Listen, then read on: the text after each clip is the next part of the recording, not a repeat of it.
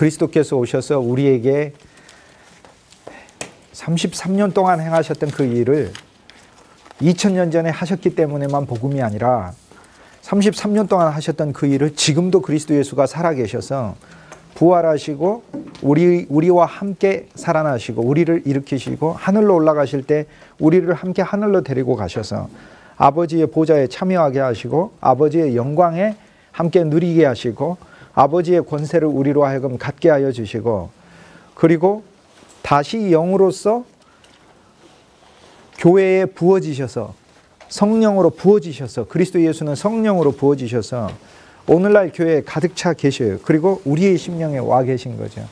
그래서 우리 이 와 계신 그리스도 예수께서 33년 동안 사셨던 일을 우리한테 그대로 선물하고 계시기 때문에 복음인 거죠. 선물하고 계시니까. 그러니까 요한복음에 나오는 매 장의 이적과 매 장의 표적은 그리스도 예수께서 나에게 매 일상의 삶에서 선물하시는 것이다. 그거예요. 이 시각이 바로 초대교회가 하나님의 말씀 복음을 이해하는 시각이었어요. 고로 예를 들어 요한복음 9장에서 이제 우리는 그리스도 예수께서 물러오셔서 2장에 생명의 포도주에 물러오셔서 우리를 기쁘시게 하는 참 우리에게 기쁨을 주시고 옛 것을 끊게 하시고 그리스도 안에서만 기쁨 삼고 소망 삼는 자로 만드신 걸 알 수 있어요. 그 전에 우리가 하나님을 알아도 우리는 요한복음 2장에 더 깊이 안에 들어가게 되면 우리를 기쁨의 포도주로서 그리스도 안에서 기쁘게 하시는 그분을 발견하게 되는 거죠. 사실상 그래서 요한복음이 참으로 가장 높은 것이죠. 가장 높은 복음서이죠. 가장 높게 우리를 끌어올리는 복음서이죠. 가장 넓은 복음서가 누가복음인 거고요. 그리스도 예수의 사랑에 길이가 있는데 그 길이에 있어서 참으로 긴 것은 마태복음이고요. 기원부터 아브라함부터 시작을 해서 예수 그리스도까지 오시는 그 긴 과정을 마태복음에서 설명을 해요. 그리스도 예수는 참 모세로 오셨음을 보여주고 있고 새 율법을 주고 계시고 옛 이스라엘의 그 왕국이 불완전한 왕국이 예표오고 그림자였듯 하늘 왕국을 그리스도 안에 주시고 마가복음은 참으로 깊은 복음서이죠. 그러니까 넓이 길이 높이 깊이가 사복음서 안에 사실 들어있어요. 이것이 에베소서 3장에 나와 있는 그리스도 예수의 그 사랑의 복음의 사랑의 실체잖아요. 예수 그리스도 사랑은 복음 빼고 어디서 찾아요? 복음 속에 있지. 그래서 그 사랑의 내면은 바로 복음서로. 그래서 복음서 요한복음은 우리를 가장 높이 끌어올리는 복음서이다. 하나님의 위치까지 끌어올리는 복음서예요.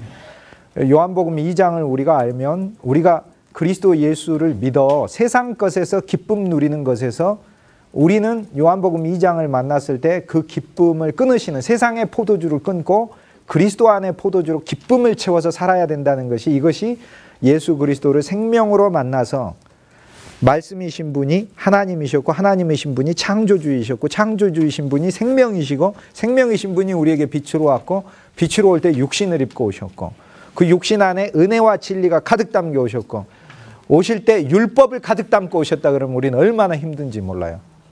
그죠? 근데 은혜를 가득 담고 오셨다는 거예요. 그리고 그 안에 실제가 가득 담겨 있어요. 진리는 실제니까. 그러니까 이건 엄청난 거죠. 근데 그런 우리는 이제 요한복음 전체의 매 장마다 우리가 그리스도 예수 안에서 누려지는 그분의 정말 복음, 그 복음 안으로 우리를 초대하고 있는 것이죠. 이것을 예수님이 우리에게 선물하고 있는 것이다. 그래서 우리가 그리스도 예수를 그 생명 안에서 영접하여 우리는 이제 세상 것 때문에 기쁘지 않죠. 그리스도 때문에 기쁜 거지. 근데 오늘날 우리가 예수님을 믿을 때 예수님을 믿어서 세상 것이 많아졌을 때 기쁘다고 감사하다고 그렇게 얘기를 하죠. 그런데 주님은 그 기쁨을 끊으시는 것이라. 끊으시는 것이라.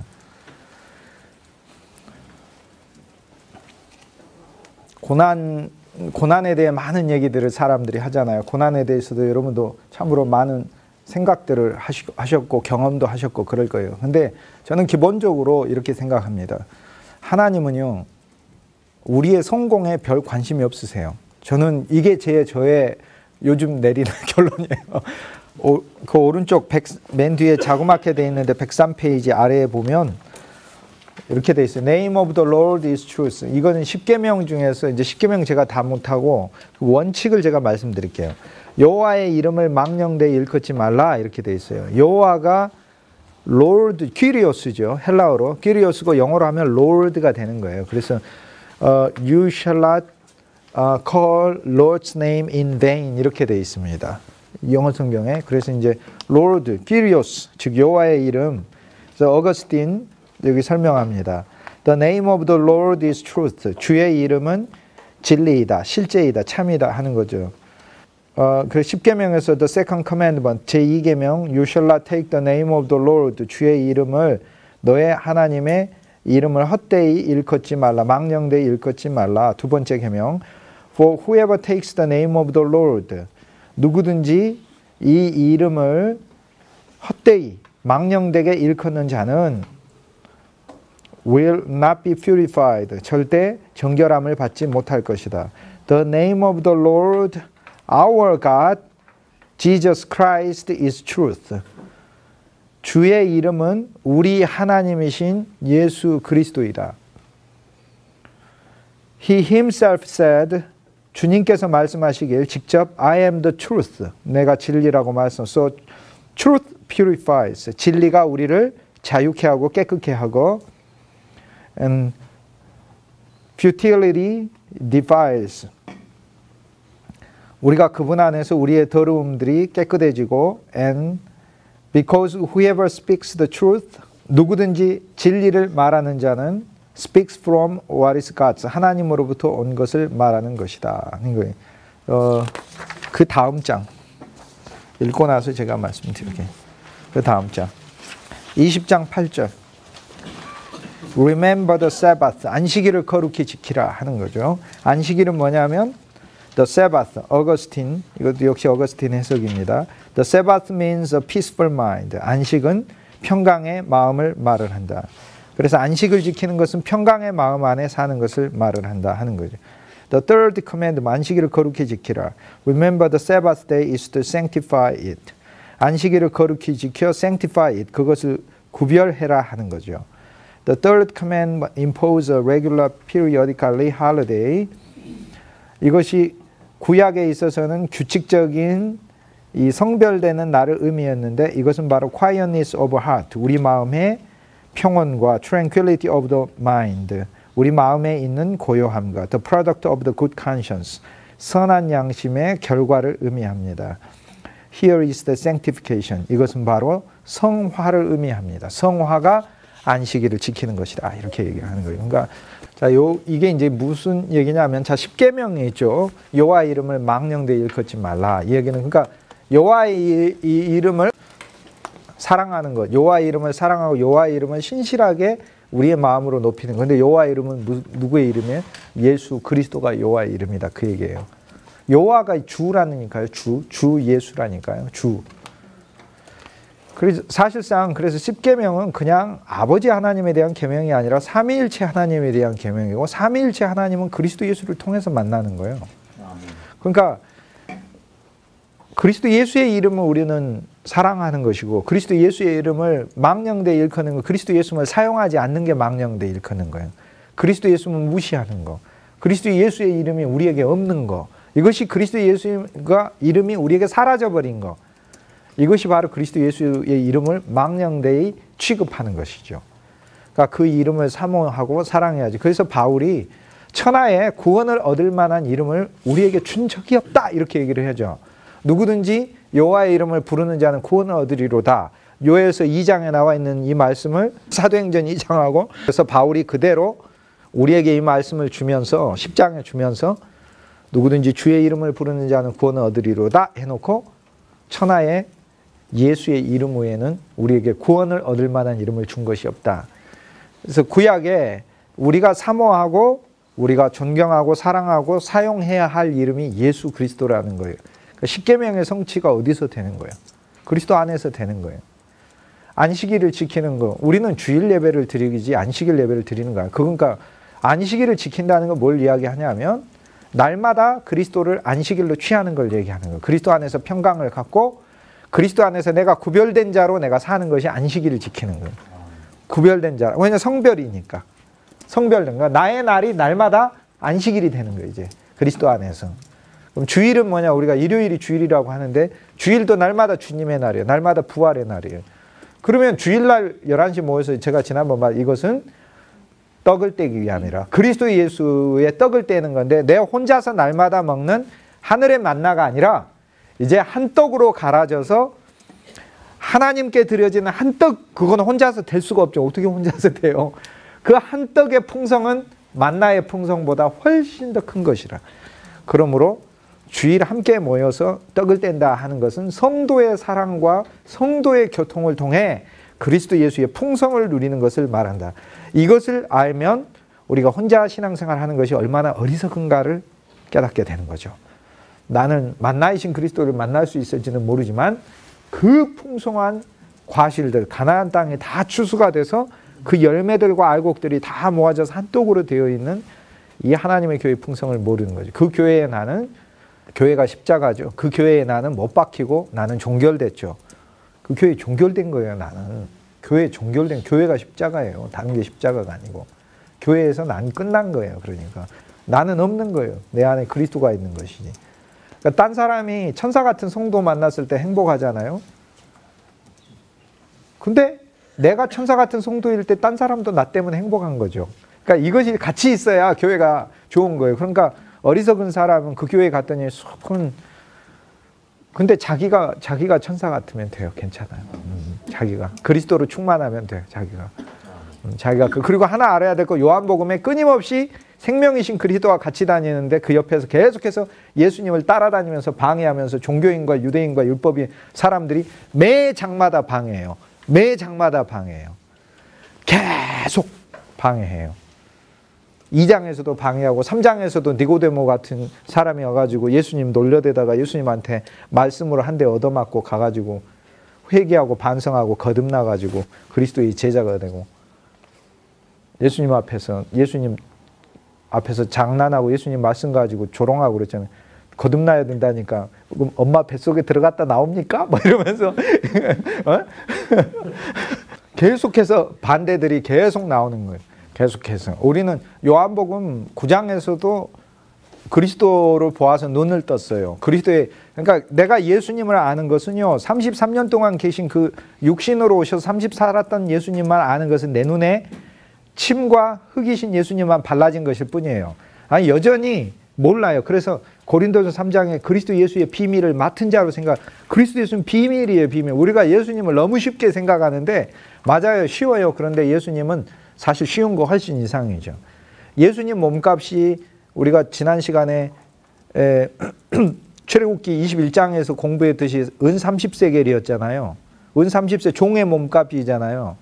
안 비싸요. 우리가 다 예수님 치어 죽인 종인데, 황소들인데, 바산의 암소처럼 시편 21편에 바산의 암소가 나를 다 치봤나이다 할 때 다 황소처럼 여호와의 참종을 다 치어서 죽였는데, 하나님이 우리 보고 내라고 하는 그 값은 우리 옛사람의 묘지값인 은 30세겔만 내라, 그 말이에요. 그러니까 사실 안 비싸요.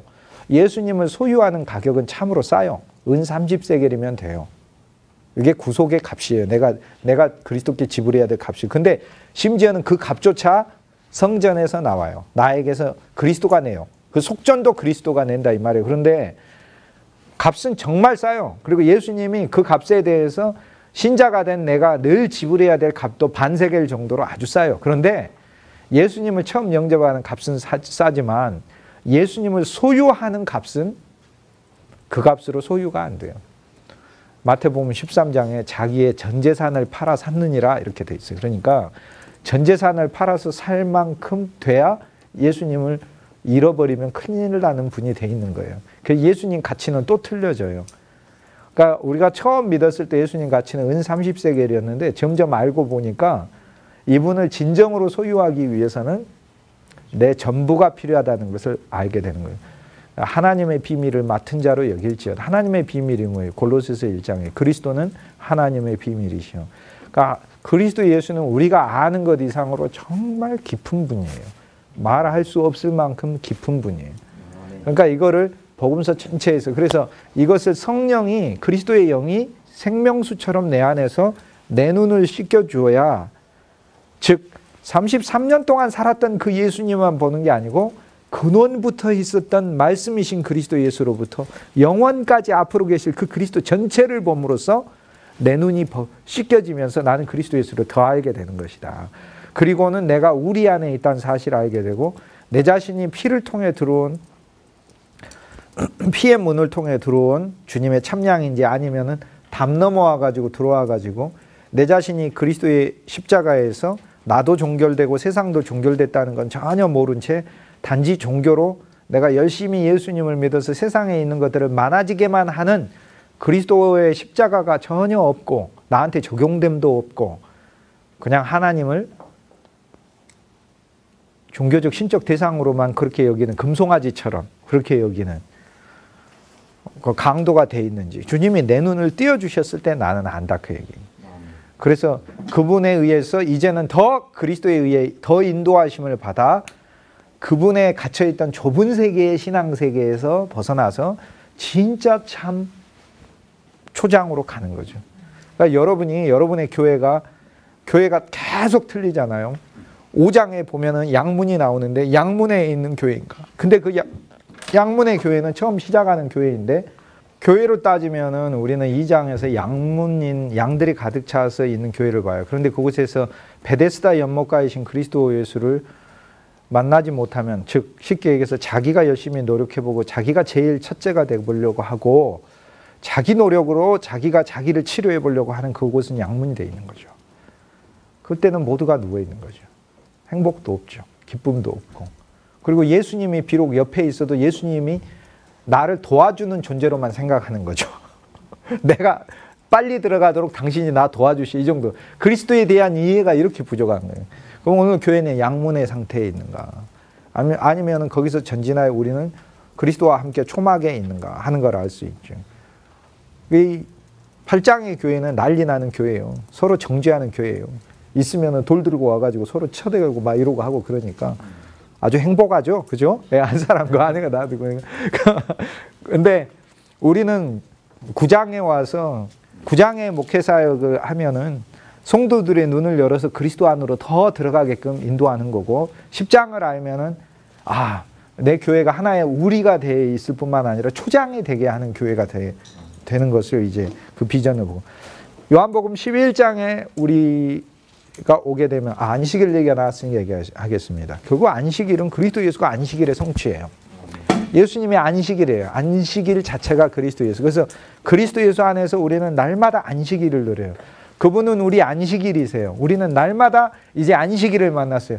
구약에 있어서는 일주일에 하루밖에 누리지 못하고 그 안식일을 기대하고 고대하고 있었어요. 그런데 그리스도 예수께서 오셔서 구약 전체를 성취하심으로 우리에게 날마다 안식일이에요. 우리는 날마다 그리스도 안에서 안식해요. 심지어는 일하면서도 안식할 수 있어요. 여러분, 일 안 하는 게 안식이 아닙니다. 어떨 땐 일 안 하고 있는 게 그렇게 괴로울 때가 없어요. 그렇게 괴로울 때, 때로는 일을 주신 하나님께 얼마나 감사해야 하는지 모르죠.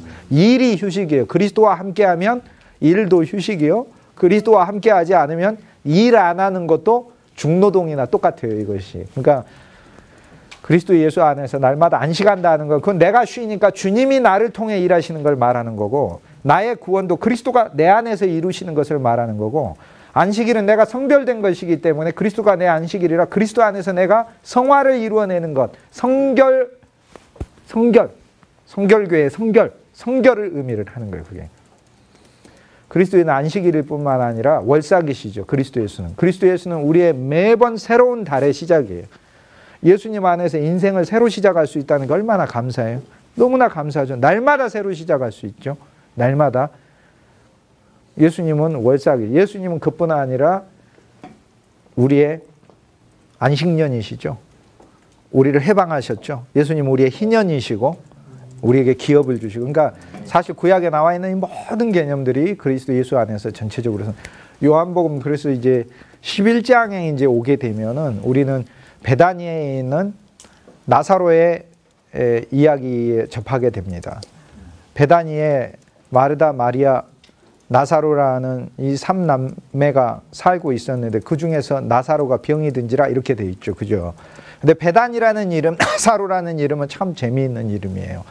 자, 이 이름들은 결국에 먼저 이름부터 보죠. 베다니는 베스는 집이고 다니는 이제 긍휼이라는 뜻이잖아요. 긍휼의 집이잖아요. 주님의 긍휼이 필요한 집이죠. 우리의 교회는 주님의 긍휼이 필요한 집이어야 돼요. 사실 베다니는 교회예요. 베다니는 교회. 그런데 베다니가 계속해서 교회의 한 본성이고 한 면이긴 하지만은 이 베다니는 요한복음 11장에 보면은 예루살렘하고 얼마 거리라고 나와 있죠? 오리네, 오리. 그죠? 18절인가요? 베다니는 예루살렘에서 오리쯤 되는 길이라. 자, 주님과 함께하는 우리의 영적 상태가 우리가 베다니에 있을 때, 우리가 베다니에 있어서 우리의 최종 목적지는 새 예루살렘입니다. 새 다윗이신 그리스도 예수와 함께 옛 다윗의 용사와 함께 옛 예루살렘을 세웠던 것처럼 새 다윗의 후손이신 그리스도 예수와 함께 새 다윗의 용사인 우리가 새 예루살렘인 교회를 지금 참교회를 세우고 있는데, 이 교회가 요한복음 11장에서는 예루살렘에 가깝더라. 아직 예루살렘은 아니고 쉽게 얘기해서 예루살렘의 광채로 빛나는 보석들, 12보석들의 교회가 아니고 지금 사망의 환자들이 가득한 교회죠. 병들어 있는 교회. 뭐가 필요해요? 주님의 긍휼이 필요한 교회. 긍휼이 필요한 긍휼의 집. 그런데 하나 알아야 될 것은 오리 3km 가깝더라. 가까워요. 사실 2km 이상 됩니다. 원문에는 데카 펜테스. 데카는 뭐냐면은 10이라는 말이죠. 데가볼리 할 때 10. 데가볼리 할 때 10이잖아요. 이거는 55라는 뜻이니까 10 플러스 5. 원문에는 스타디온. 15 스타디온이더라 이 말이. 자, 옛날에 바울 선생님 디모데전서 4장 17절에 보면 나의 달려갈 길을 다 마치고 이렇게 돼 있잖아요. 그죠? 나의 선한 싸움을 싸우고 아고니, 레슬링. 내가 해야 될 레슬링 경기를 내가 했고, 얼마나 힘들어요. 때로는 막 뒤에서 업어치기 막 해버리고 할 때 그래도 나의 싸움을 싸웠고, 나의 달려갈 길을 고대 스포츠 경기 2개, 레슬링하고 달리기 이 2개를 얘기해. 그래서 아고니, 레슬링하고 드로모스. 드로모스가 뭘 이야기하냐면은 운동장. 이 운동장에서 이렇게 한 번 달리는 것을 한 스타데라고 불러요. 15스타데다 이 말이에요. 그러니까.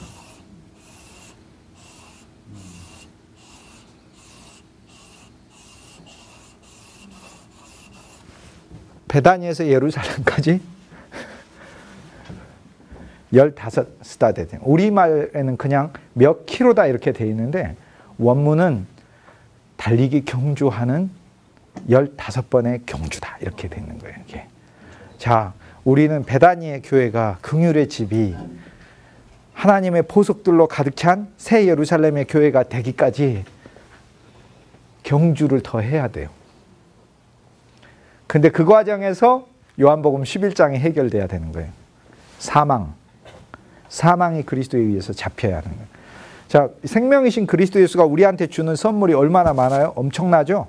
많이 있죠. 많은 선물들이 있죠. 지금까지 우린 봤죠. 죄 용서도 있었고 시력도 떠주고 생명도 먹여주시고. 그런데 궁극적으로 그리스도 예수께서 처리하시는 것은 우리의 사망을 처리를 하시는 거예요. 사망. 그래서 요한복음 11장에서 이 사망은 참으로 중요해요.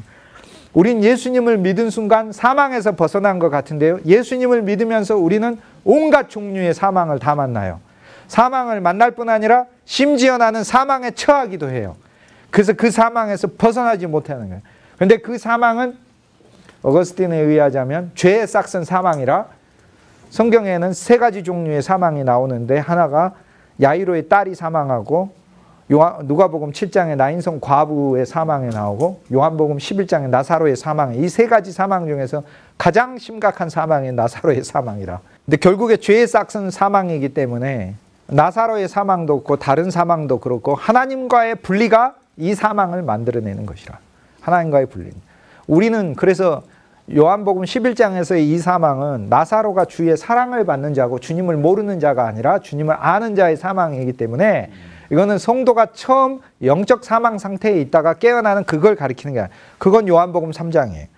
지금 요한복음 11장은 성도가 그리스도 안에서 살다가 그리스도의 풍성을 잃어버리고 단지 세상으로 떠나간 정도가 아니라 완전 사망에 빠져 있는 것을 얘기를 하는 거예요. 그래서 죽어서 썩어 냄새가 나는 정도를 얘기해요.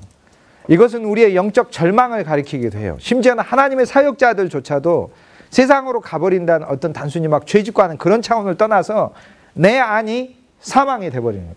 우리는 요한복음에서 하나님의 성전이 우리인 것을 알았는데, 그죠? 하나님의 성전이 우리죠. 그래서 성전을 청소하시는 그리스도를 만났고 내적으로 정결케 하시는 그리스도를 만났는데, 요한복음 11장에 우리는 무덤을 보고 있어요. 그러니까 나는 성전인가 무덤인가가 여기서 나오는 거죠.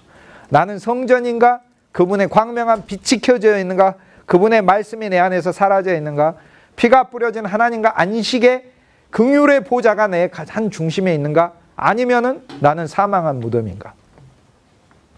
요한복음 11장에 있어서는 그리스도 예수의 생명이 궁극적으로 우리에게서 와서 처리하시는 그분의 선물이 사망을 처리하시는 것을 보여주고 있어요. 그래서 11장을 알면 우리는 사망에서 늘 벗어날 수 있고 사망에 처한 자를 끄집어낼 수가 있어요. 11장의 베다니는 긍휼의 집이고, 거기 나사로라는 말은 구약에 있는 제사장 이름 엘르아잘이라는 이름의 헬라식 이름이에요. 엘르아잘, 엘리는 하나님, 엘 하나님이고, 에셀이라는 말은 히브리어로 도움이라는 뜻이에요. 그래서 엘리에셀, 하나님이 나의 도움이시다라는 말이에요. 자, 여기에 참으로 긍휼의 집에 하나님의 도움을 필요로 하는 내가 병들어 있는 거예요. 그리고 죽어서 썩어 엎드려지는 거예요. 어쩔 때 우리는 영적으로 병들어 있을 때 예수님이 우리에게 즉시 와주시면 좋은데 안 와요. 그래서 생명으로 만나는 예수님은 요한복음 전체에서 우리의 인생 모든 과정 중에서 만나는 참으로 독특한 예수님 한번 만나요. 어느 때 예수님은 즉시 오시는 예수님이 있어요. 그런데 어느 때 예수님은 내가 병들었는데도 안 와요. 왜냐? 생명이 보여주는 거, 요한복음 11장이 보여주는 건 뭐냐면 개선이나 치료가 아니다 이 말이에요. 새로 태어나는 생명이에요. 생명을 새로 태어나게 하는 거예요. 병들었던 나를 치료하는 수준이 아니에요. 그리스도의 예수의 생명은 나의 모든 타고난 옛것은 다 썩어간다는 것을 11장에서 보여줘요. 사역할 때 얼마나 힘듭니까? 근데 타고난 인내로 사역하는 게 아니라 타고난 인내를 거절하고 타고난 인내로 계속 하다 보면 타고난 인내는 병들어요. 병든 다음에 나중에 썩어요. 썩어서 막 나와버려요. 그러나 그리스도의 인내로 인내하는 것은 이것은 기쁨이 들어있는 거예요. 구약은 눈물을 뿌리면서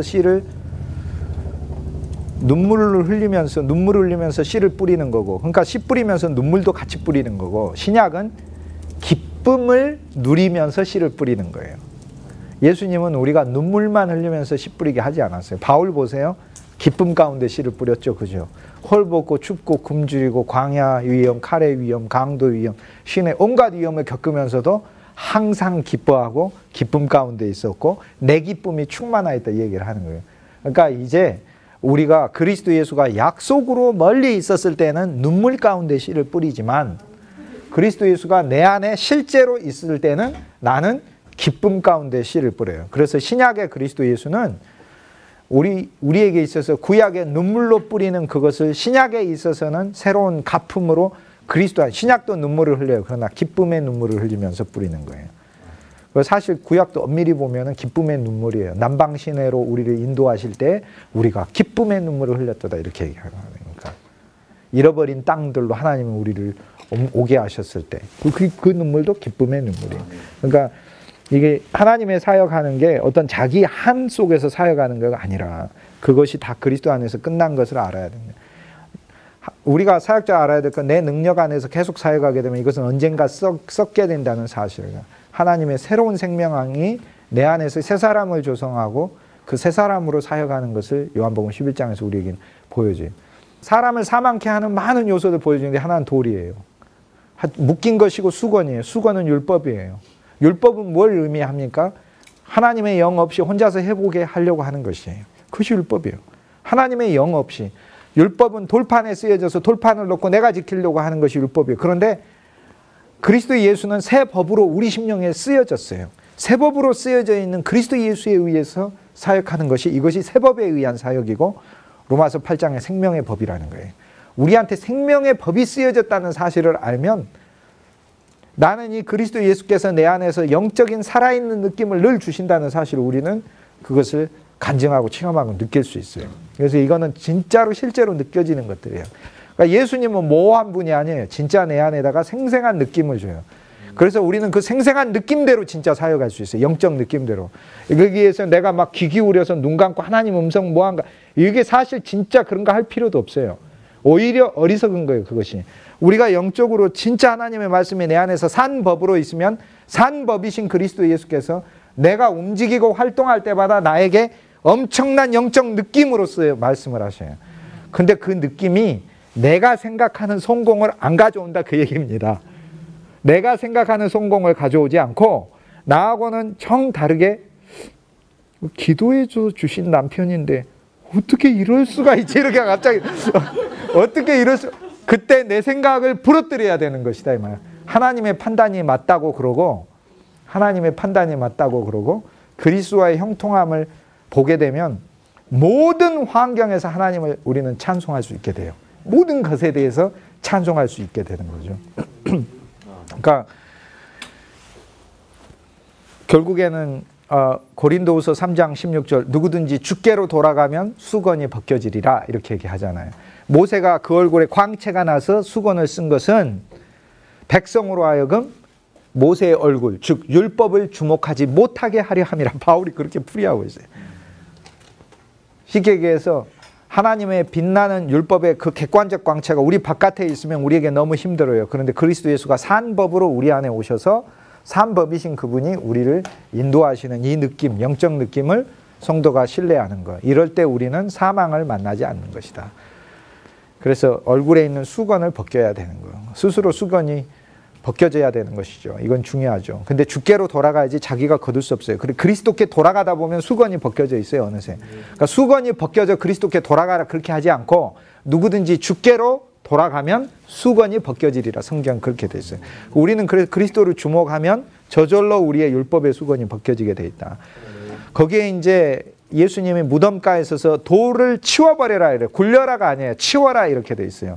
많은 돌들이 우리의 마음을 막아버렸어요. 우린 사망에 왜 빠집니까? 실은 돌이 우리를 막아버려서 그래요. 돌이. 우리한테 필요한 돌은 산돌이신 그리스도 예수 외에는 세상 돌은 하나도 필요해요. 돌은 뭘 이야기하냐면 세상적인 것을 의미를 하는 거죠. 세상적인 걸로 내 마음이 가득 막아져 버린 거예요. 생명의 우물을 막아버리는 거죠. 그래서 사망으로 만들어버렸어요. 이 돌문을 근데 내가 못 치워요. 예수님이 나사로야 나오너라 하면서 네 앞에 돌문이 있으니 네가 발로 차버려라. 성경 그렇게 돼 있지 않고 사람들에게 말씀하여 가로되 돌문을 치우라 그랬어요. 여기서 우리는 그래서 중요한 하나의 원칙을 발견해요. 사망에 빠진 자들이 있잖아요. 나는 그들의 돌문을 치워줘야 돼요. 근데 돌문을 치우는 게 아니라 사망에 빠진 자들의 앞에 가서 혹시 부활할까 봐 돌을 하나 더 큰 돌을 놓고 나오는 경우가 절대 그래서는 안 된다. 즉 육신과 세상의 일들로 인해서 공고해서 약한 믿음의 성도가 무덤에 갇혀버리는 경우가 있어요. 우리는 어떻게 해야 돼요? 좌절이고 절망이라고 같이 막 하는 게 아니고 그리스도 안에서 주님께서 반드시 회복하고 살릴 것을 함께 기도해주고 위로해주고 격려해주고 말씀의 능력 가운데서 소망을 갖게 해줌으로 이것이 돌을 치우는 것이지 가가지고 큰일 났네 어쩌면 좋아 이거 큰일 그거는 위로가 아니고 거기다가 하나 더 얹어놓는 것이다. 얹어놓는 목회자도 마찬가지죠. 장례식에 가고 큰 그거 갔을 때 죽은 자가 죽은 자 묻는 방식으로 장례 예배하면 안 된다 이 말이에요. 산자가 산자를 하늘에 들어간 걸 축하하는 방식으로 장례식이 돼야 되는 것이. 그러니까 결국에 돌문을 치우는 것은 그 사람이 할 수 없어요. 그러니까 그 사람 보고 사망에 처한 사람 보고 그러니까 어설프게 장님이면은 나와서 씻으십시오 하면 되는데 사망이면은요 이건 그 사람이 할 수 없어요. 우리는 먼저 치워야 돼요. 그 사람 앞에 있는 돌문. 그래서 실제적으로 고난과 고통에 있는 자들에게 가서 내가 말과 혀로만이 아닌 행함과 진실함으로 그 사람에 대한 사랑이 같이 따라줘야 돼요. 여러분 KJV의 사랑이란 단어가 체리티란 말인 거 아세요? 그건 참 좋은 번역이에요. 구제란 뜻이에요. 오늘날 그리스도인 사랑이 진짜 실제적 사랑이 있어야 돼요. 이것이 있을 때 그 사람의 마음의 돌문을 치우는 것이에요. 이게 살아난 단초가. 근데 그렇다고 살아나는 게 아니에요. 인간의 사랑만으로 살아나는 게 아니에요. 큰 음성으로 이렇게 돼 있거든요. 예수님이 큰 음성, 하나님의 말씀을 큰 음성으로 그 사람에게 들려지게 하는 게 하나 있어야 되고요. 근데 큰 음성 전에 예수님이 기도를 하셔요. 하늘을 우러러 보며 이렇게 돼 있고 그 다음 기도를 하시게 돼 있어요. 쉽게 얘기해서 그 사람에게 들려지는 큰 음성은 하늘의 것에 대한 소망이어야지 땅의 것에 대한 소망으로 사람을 다시 사망에서 살리지 않는 것이다 하는 것이고, 그리고 그 말씀에 보면은 예수님이 하시는 건 감사의 기도를 하셔요. 감사의 기도. 오늘날 우리는 함께 그들과 기도를 할 때 우리 안에 있는 그리스도로 기도하게 할 수 있어요. 우리 안에 있는 그리스도로 그들의 환경에서 기도하게 할 때 감사의 기도를 그들과 함께 해야 되는 거고, 하나님의 말씀이 그들 속에 큰 음성으로 들려질 수 있게끔 돼야 되는 것이죠. 그때 나오는 것이죠. 그래서 요한복음 11장은 엄청난 장이에요. 생명이신 그리스도 예수는 우리 사망을 끝내는 분이에요. 우리가 살다 보면요, 사망 만나고 사망에 처한 사람들을 보게 되고 우리 자신도 사망에 빠지는 경우가 있어요. 그런데 우리에게 소망이 있는 것은 여호와의 긍휼과 자비가 무궁하심으로 우리가 진멸되지 아니하리라. 그러니까 그때 하나님은 우리 돌들을 치우시는 분을 보내실 거예요. 우리 심령에 큰 음성을 말씀하시고, 한 번 생명을 우리가 알게 되면요, 그렇게 역사하시는 그리스도를 우린 만나게 돼요. 그래서 그 음성을 듣고 우린 걸어 나오게 되는데, 걸어 나오게 될 때 우리의 붕대도 풀어주는 사람들을 우리는 만날 수 있게 돼요. 광명한 그리스도의 부활을 체험하게 돼요. 요한복음 11장은 왜 있느냐? 구약의 옛 사람들은 죽고 나서 부활하는 것을 알고 있었어요. 그런데 예수님은 그게 아니라 지금 당장 그리스도인의 생활에 늘 부활의 삶을 살 수 있다는 것을 가르쳐 주려고 요한복음 11장에 있는 거예요. 늘 언제나 사망을 만나도 언제나 부활할 수 있는 삶을 있다는 것을 가르쳐 주려고 있다는 11장 말씀이 있습니다. 요한복음 11장은 정말 생명이 넘치는 장입니다. 우리가 이거를 우리 자체에 적용하고 사역에 적용하고 하면은 적용점이 너무나 풍성히 많습니다.